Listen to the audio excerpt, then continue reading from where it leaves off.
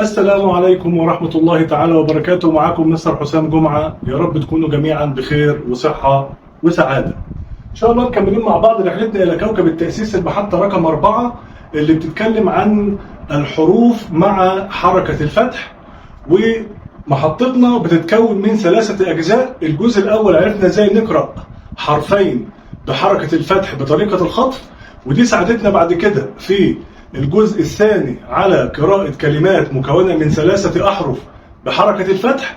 إن شاء الله الجزء الثالث والأخير من محطتنا رقم 4 هنعرف مع بعض إزاي نحلل كلمات مكونة من 3 أحرف إلى مقاطع صوتية، وهنقرأ مع بعض مجموعة من الجمل المكونة من أكثر من كلمة، وناخد تدريب في نهاية الفيديو إن شاء الله نحله مع بعض.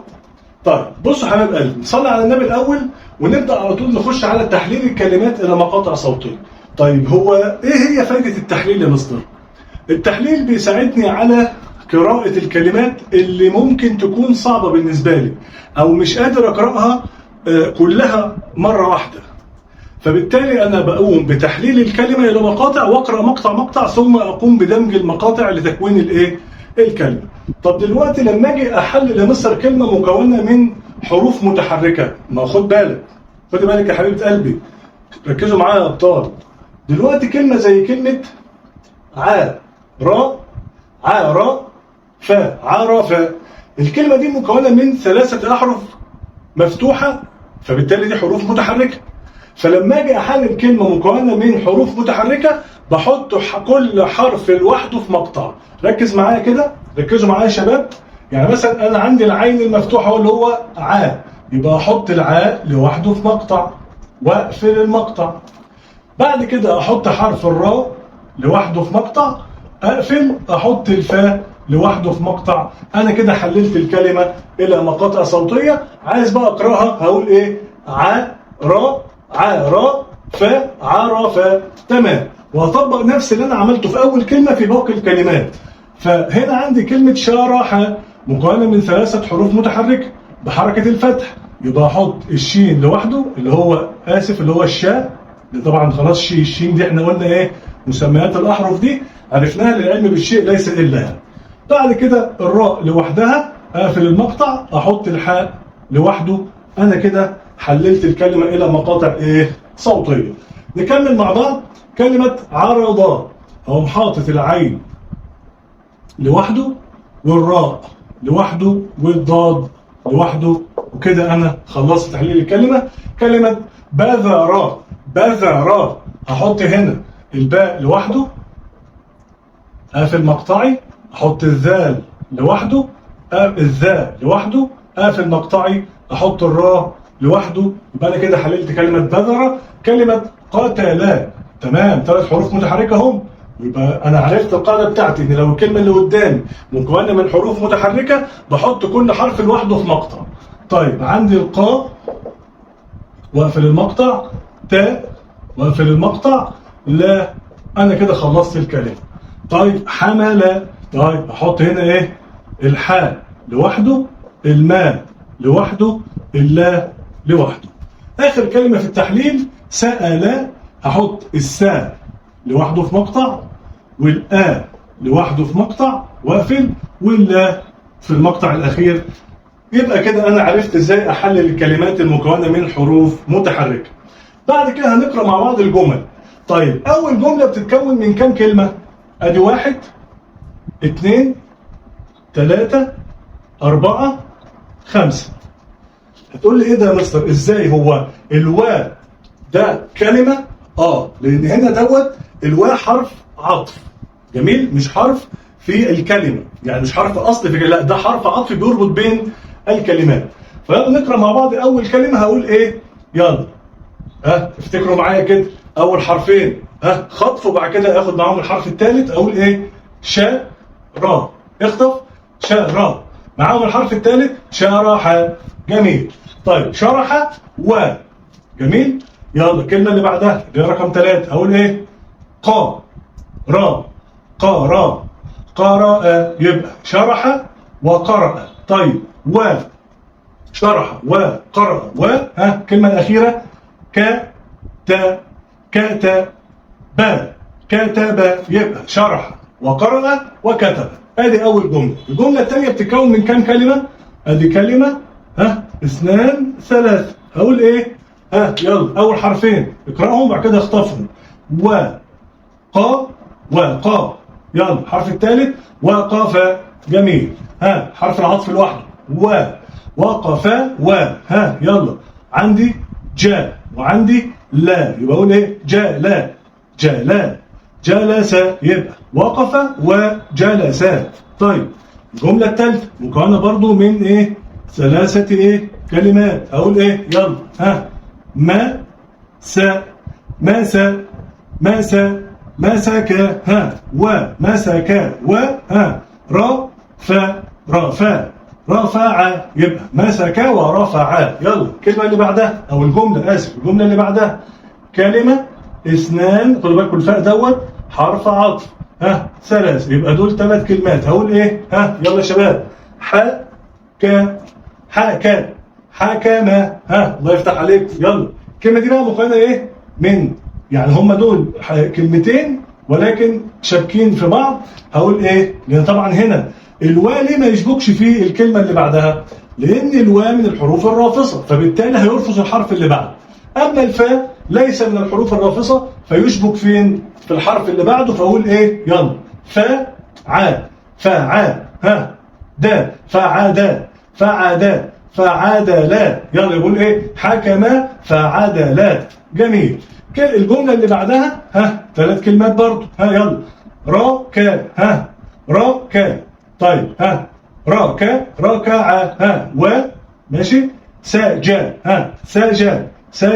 يبقى ركع وسجد. يلا الجمله قبل الاخيره من ثلاث كلمات برضو. هقول ايه؟ نظر نظر قعد. يبقى نظر وقعد. اخر جمله مكونه ايضا من ثلاثه كلمات. هقول ايه؟ طاحنا. وطبعا حرف الايه؟ العطف اللي هو بيقرا ايه؟ منفصل. طاحنا خبز. يبقى طاحنا وخبز. تقدر تعيد في الفيديو وتسمع تاني. ماشي يا حبايبي، تقدروا تعيدوا وتسمعوا تاني القراءة الصحيحة. آخر حاجة اللي هقفل بيها بقى الفيديو بتاعي ومحطتي رقم 4، وهي تدريب سريع ازاي ادمج الحروف عشان اكون كلمة واقراها قراءة صحيحة. عندي هنا الحروف منفصلة زي ما انتم شايفين كده. حرف الايه؟ الغ ذا لا. طيب دلوقتي لما اكتب حرف الايه؟ الغ، تمام؟ دوت هكتبه ازاي في اول الكلمه؟ يا ترى هيكتب بهذا الشكل؟ لا. فاكرين المقص المفجوع كان بياكل النص الكبير اللي تحت ويخلي الايه؟ حرف الغ ماشي على الايه؟ السطر. طيب يا ترى حرف الايه؟ الغ حرف رافص؟ لا. فبالتالي هيشبك في الايه؟ هيشبك في اللي بعده. فقوم شابك حرف الزاء في حرف الايه؟ الغاء. بعد كده عندي حرف الايه؟ اللا. فطبعا مش هينفع بقى اشبكه في الزاء لان الزاء من الحروف الرافصه. فبالتالي الحروف الرافصه فاكرينها؟ يلا افتكروا معايا كده. تشبك في اللي قبلها وترفص اللي بعدها. فبالتالي هنا اللا هيبقى حرف ايه؟ منفصل زي ما انتم شايفين كده لان قبله حرف رافص فتبقى كلمه ايه؟ غزلا. يلا الكلمه اللي عليها الدور هرب. يلا ندمج الحروف مع بعض عشان نكون الكلمه لانها كده منفصله. الهاء هيكتب كما هو في اول الكلمه. طب يا ترى هيرفص الراء؟ لا. فالراء هيشبك في الهاء بالشكل را. طب يا ترى بقى الباء هيشبك في الراء؟ لا طبعا لان الراء من الحروف الرافصه. كانوا 6 احرف: الالف والدال والذال والراء والزاي والواو. فأقوم كاتب الباء لوحده منفصل زي ما انتم شايفين كده بهذه الطريقة. فبقت كلمة هرب. الكلمة اللي عليها الدور سمع. يلا يا شباب، يا ترى هكتب السين زي ما هي كده في أول الكلمة؟ لا. المقص المفجوع كان بياكل الكاسة فكان ينزل ال3 سنات بتوعي ويمشيها على السطر. بعد كده حرف الماء الماء في وسط الكلمة بيكتب هكذا؟ لا، هقوم عامل نص دايرة، هشبكه طبعا في الساء لأن الساء حرف مش رافس، فهشبك الايه؟ نص الدايرة، وأقوم ماشي على السطر بالشكل ده، وما انساش احط الفتحة تبقى ساء ماء، وطبعا الماء ليس من الحروف الرافصة، فبالتالي العاء هيشبك في الماء، فادتني كلمة سمع. اللي بعده كلمة جاء ما، جاء ما، جاء ما عاء. يلا الجاء هيكتب هكذا؟ لا، المقص المتبوع كان بياكل النص الدايره اللي تحت ويسيب النقطه، فبالتالي الجاء بتكتب هكذا في اول الكلمه. طيب ادي جاء. نفس الكلام في الماء اللي عملناه هيتغير شكله في وسط الكلمه، بعمل نص دايره فوق السطر واقوم ماشي على السطر بجسم زي ما انتم شايفين كده، واحط الفتحه، وبرده هنا العاء بيشبك في الماء لان الماء ليس من الحروف الرافصه، فدي كلمه ايه؟ كلمه جمع. طيب نخش على كلمه عليها الدور. ذا جاء، ذا جاء، ذا جرى. طيب حرف الزاء يكتب كما هو في اول الكلمه. طبعا الجاء بما ان الزاء حرف رافص، فالجاء طبعا هيبقى منفصل في وسط الكلمه، وبما ان المقص المفبوع بياكل نص الدايره اللي اسفل، فالجاء في وسط الكلمه تكتب هكذا. وطبعا اللي ما تابعش الفيديو بتاعنا يرجع يشوف في المحطه الثالثه ازاي اعرف شكل الحرف وارسمه في اول ووسط واخر الكلمه. وبما ان الجاء ليس من الحروف الرافصه فهيشبك في الراء، فتبقى كلمه ايه؟ زجرا. الكلمه اللي عليها الدور نا، نهر. يلا النا في اول الكلمه شكله بيتغير، بيقلب من كاسه الى طبق مفتوح زي حرف الباء، ولكن النقطه اعلى. والها ممكن في وسط الكلمه اكتبها زي ما هي واشبكها في الناء، يا اما احولها لهاء في ينكر اللي هي بتكتب بهذا الشكل، نص دايره فوق نص دايره اسفل، واحط الفتحه بتاعتي، وبما ان الهاء ليس من الحروف الرافصه فهشبك فيه الراء، فادتني كلمه نهرا. طب يا مستر لو انا كتبت الكلمه كده اهي نفس الكلمه، والهاء عملتها زي ما هي مكتوبه في وسط الكلمه ما دام قبلها حرف ليس من الحروف الرافصه، تمام؟ طيب هو عامل ايه؟ هشبك الهاء في الناء وانزل بالراء بتاعتي برضو المشبوكه في الهاء، فهي الاثنين صح. طيب الكلمه قبل الاخيره زعا، زعا، زعامة. يلا حرف الزاء بينزل زي ما هو. طيب الزاء حرف من الحروف الرافصه، يبقى العاء مش هيشبك فيه، وبما ان العاء في وسط الكلمه فالمقص المفبوع هياكل النص الكبير اللي تحت نص الدايره اللي اسفل، فهتنزل العاء وتمشي بالشكل ده على السطر، وما انساش الفتحه، وهشبك طبعا الماء في العاء لان العاء ليس من الحروف الرافصه، فالماء في اخر الكلمه يكتب هكذا، ادي دايره اهي، وامشي على السطر او انزل بالجسم الاسفل بالشكل ده كده كلمه زعما. تمام، ثواني كده هنعيد تاني حرف الماء. انا بعمل ايه؟ بمشي على السطر اهو، اقوم عامل نص دايره، تمام، وماشي بجسمها على السطر وانزل بالجسم الاسفل، ولو مشيت على السطر وما نزلتش بالجسم الاسفل عادي مفيش مشكله. اخر كلمه كلمه فاقا، فاقا، فاقها. طيب حرف الفاء في اول الكلمه كان المقص المتبوع بياكل الجزء الاخير من الطبق، فالفاء تمشي على السطر. نفس الكلام مع القاء، كان بياكل الكاسه ويخلي القاء شبه الفاء في وسط الكلمه ولكن بنقطتين او بنقطتين. حرف الهاء بقى في اخر الكلمه، احنا كنا اخذنا برضو في الفيديو بتاع المحطه الثالثه ان حرف الهاء في اخر الكلمه يكتب يا اما هاء مربوطه برقبه يا اما هاء مربوطه مدوره. طب هنا القاء حرف رافص؟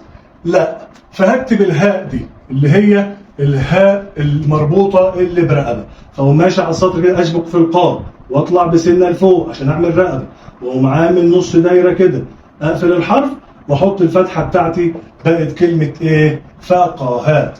تمام.